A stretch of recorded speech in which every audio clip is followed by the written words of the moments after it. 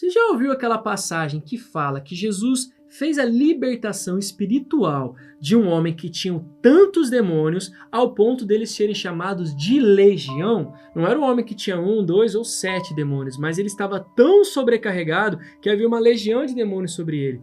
Essa passagem nos ensina que Jesus estava enfrentando, estava confrontando e vencendo Satanás de duas maneiras. A primeira, é claro, você já entendeu, uma libertação espiritual, mas o segundo triunfo de Cristo é o que eu quero te convidar para entender pelo contexto agora nesse vídeo.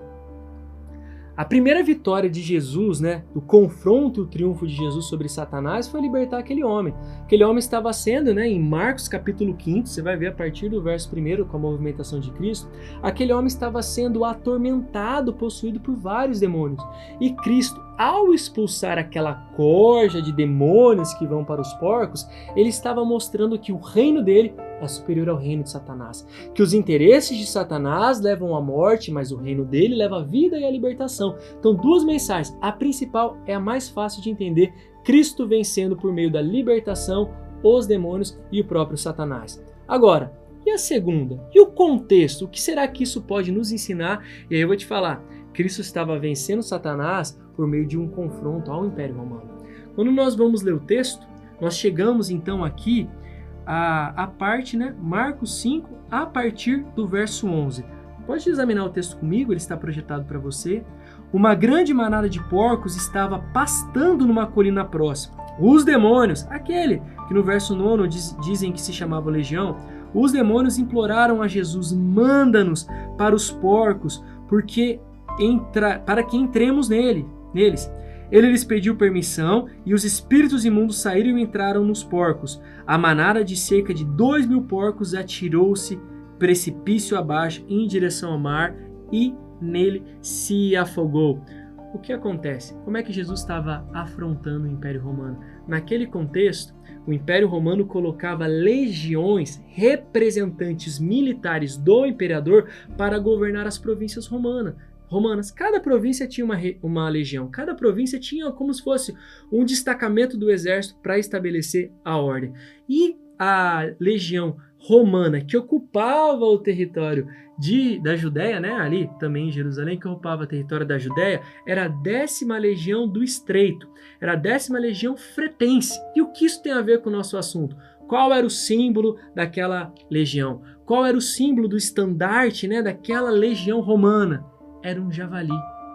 Então você consegue entender que, sendo um javali, nós temos semelhanças com porcos. Jesus, quando liberta aquele homem, ele vence Satanás pela libertação. E Jesus, quando escolhe que aqueles homens, que aqueles demônios fossem até os porcos e se precipitassem, ele está dizendo assim: o homem foi salvo, mas Roma será precipitada. O homem foi salvo, mas a 10ª legião fretense será precipitada. O meu reino sujeita Satanás no indivíduo e no coletivo. Jesus está mostrando que ele tinha poder sim para enfrentar uma grande e poderosa legião que governava a Judéia. Claro que não era uma vitória física, mas espiritual. E a consequência, quando nós olhamos a história que o Evangelho chega em Roma, ele é um dos motivos pelo quais estruturalmente o Império Romano cai. O culto ao imperador era o fundamento central do Império Romano. O culto a César, o Augustus, o adorado, era o centro do sistema romano.